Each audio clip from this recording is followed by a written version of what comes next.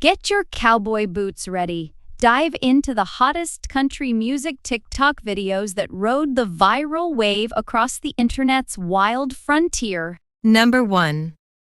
In Pigeon Forge, many years ago, back when I was a kid, they had a bear in a cage. You know, we're famous for the bears in the Smokies.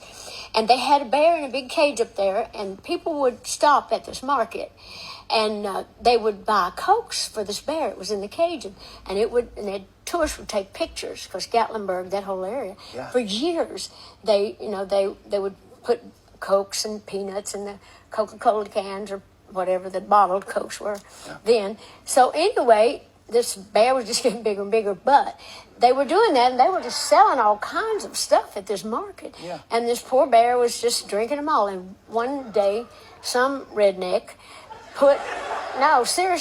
they put gasoline in a Coke can. Can you believe how bad people are? And the poor thing just went crazy. And it broke out of the pen, and it started toward Sevierville, because Pigeon Forge is about 8 miles from Sevierville. And it just ran all the way down, and it was just going down there. And then, all of a sudden, it just fell over. Oh. No. Dead? No, it was out of gas. Number 2. But June Carter was a fighter, and I couldn't get over what I'd done to my mother. June found out where I was and came to my friend's house in Chattanooga looking for me. I found out she was coming, so I went to the cave 20 miles away. And I had been up 2 or 3 days and nights when she got there, so I took my beer. I was drinking a case of beer a day and take it up to 100 pills. Half amphetamines and half barbiturates, keep me going up and down, keep the cycle going. I was sweating the beer out, so it really wasn't, the only calories, I guess, was from hops and malt, I don't know. But I remember sitting in the mouth of that cave crying, and then taking a little 2-cell flashlight and started walking into that cave. And I decided I'd walk as far as I could go and then lay down. And I guess I probably went a mile through one of the caverns, and my flashlight completely burned out, and it was black dark, so dark you could feel it. And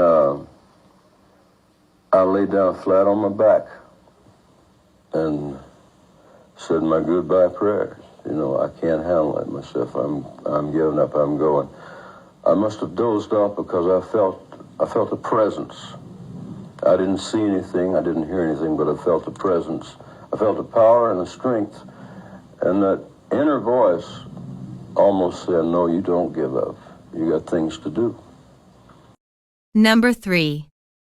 I've been reluctant to talk about this publicly and to my fans, but it's been a while, and it's starting to affect my performance on stage a little bit, where I don't feel comfortable, and I just wanted the fans and the public to know if they've come to see me in the last few years, or if they come to see me in the future, if I play anymore, what's going on. I don't want them to think I'm drunk on stage, because I'm having problems with mobility and balance, and I have this neuropathy, a neurological disease. It's genetic that I inherited from my daddy.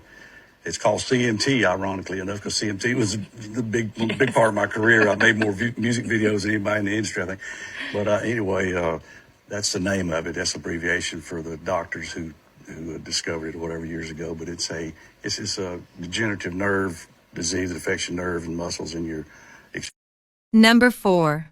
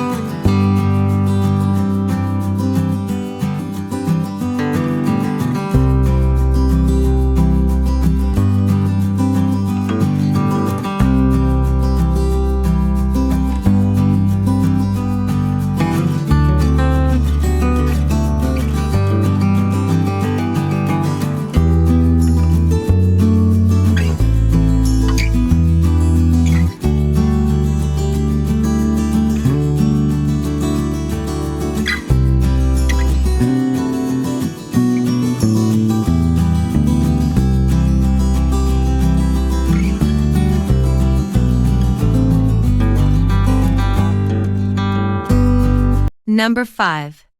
I don't usually talk, but they asked me if I wanted to talk, and I said, yeah, I want to talk for just a minute.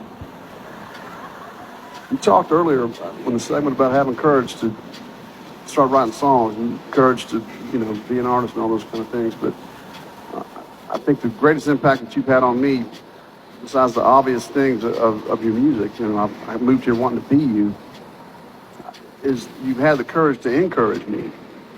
And you've always had time to come watch me play or invite me on a songwriter round when I had no business being in it. And it really has made a difference. It's made a difference for me to get to do that. And I really, really appreciate that. And I love you from the bottom of my heart. Number 6. A diamond is a diamond, and a stone is a stone. Man is part good and part bad. It's just that the bad dog inside me whipped the good dog most of the time. Number 7. You've had love scenes. Which one of these guys would be the best kisser? Best kisser for sure was Stallone. But actually James Woods, you didn't ask me about him. He's the one. Oh, James Woods. Yeah, Stallone was a great kisser. He had those big, soft, sweet, smooth lips. But really, you wouldn't believe how James Woods can kiss. In fact, really? I tell him every time I see him, you want to kiss? You want to do another body? Oh wow! But seriously, it's just how some people just have a knack for kissing. He has a knack. Yeah, I wouldn't have guessed Woodsy. Woodsy seems. Yeah, he's a great kisser though. Really? I mean, he's a great lover too. But when I did, no, I'm serious. I mean, it's when I did the show with Burt Reynolds though. We did the Best Old Chicken House in Texas. He had to wear a mustache and he had to black it. Yeah. Because his beard was gray, so they had to put black. And every time I kissed him, I just all black all around my face. I couldn't get into knowing if he could kiss good or not because he made me look so bad. Number 8. The wars are all over and nobody wins. But don't feel too bad about it. You'll just go crazy again. Just delete and fast forward, my friend. Number 9. How would you like to be the next member of the Grand Ole Opry?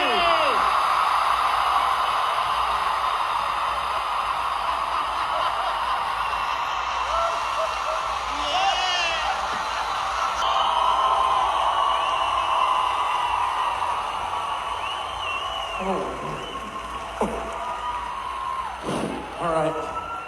Holy cow. Are you serious?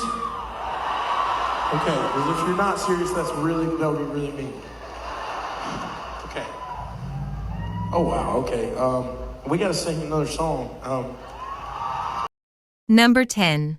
Next to Keith Whitley, Troy Aikman I was totally in love with Troy. Totally.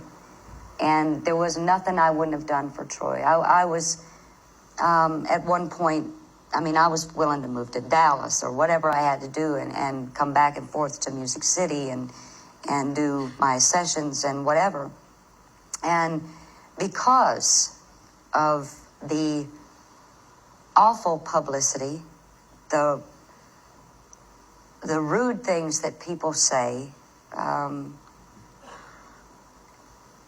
it ruined our relationship.